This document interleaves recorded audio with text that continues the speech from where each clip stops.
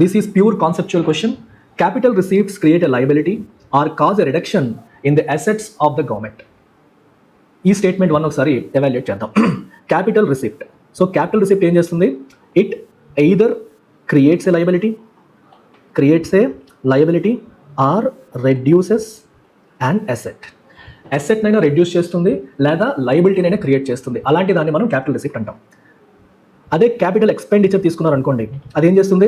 Capital expenditure either creates an asset లేదా reduces ఏ liability. ఒక లయబిలిటీని reduce చేయడం కానీ లేదా అసెట్ని క్రియేట్ చేయడం కానీ చేసేది క్యాపిటల్ ఎక్స్పెండిచర్. దానికి ఆపోజిట్ అంటే లయబిలిటీని క్రియేట్ చేయడం కానీ అసెట్ని రెడ్యూస్ చేయడం కానీ చేసేది capital receipt. This is absolutely correct. ఈ స్టేట్మెంట్ అనేది కరెక్ట్. Borrowings and disinvestment are capital receipts అన్నాడు. మీరు బారో చేసినప్పుడు వెనెవర్ యూ బారో ఏం జరుగుతుంది చెప్పండి? Whenever you borrow a liability is created. Liability అంటే అర్థం ఏంటమ్మా? మనం పే చేయాల్సింది. అప్పు తీసుకున్నప్పుడు మనం పే చేయాలి కదా, సో లయబిలిటీ క్రియేట్ అవుతుంది. లయబిలిటీ క్రియేట్ అవుతుంది కాబట్టి అది క్యాపిటల్ రిసిప్ట్. అలాగే డిస్ఇన్వెస్ట్మెంట్ అంటే అర్థం ఏంటమ్మా?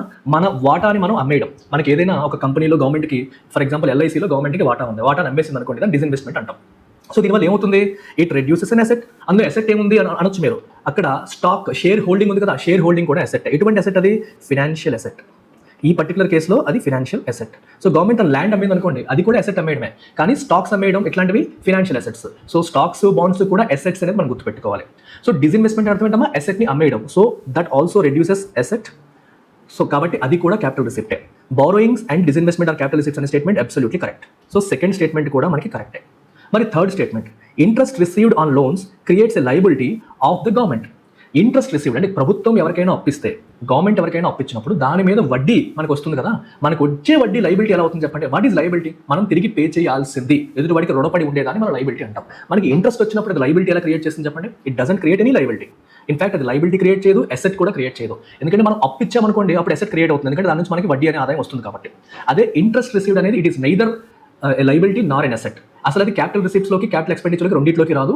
ఇంట్రెస్ట్ రిసీవ్డ్ అనేది రెవెన్యూ రిసిప్ట్స్ కిందకి వస్తుంది. It comes under revenue receipt. Any income received to the government, received by the government which does not create any asset or liability, దాన్ని మనం రెవెన్యూ రిసిప్ట్ అంటాం.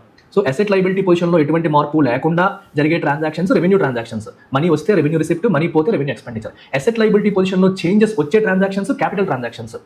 అర్థమవుతుందా? లయబిలిటీ క్రియేట్ అయినా లేదా asset reduce అయినా capital receipt అంటాము. Asset create అయినా లేదా లయబిలిటీ రెడ్యూస్ అయినా దాన్ని క్యాపిటల్ ఎక్స్పెండిచర్ అంటాం. ఇవి మనం ఫిస్కల్ పాలసీలో లేదా పబ్లిక్ ఫైనాన్స్లో డీటెయిల్డ్గా క్లాసెస్లో డిస్కస్ చేసిన టాపిక్. ప్యూర్ కాన్సెప్చువల్ టాపిక్, చాలా చాలా easy question. So answer is మూడో తప్పు కాబట్టి ఆన్సర్ ఈజ్ 1 and 2 ఓన్లీ.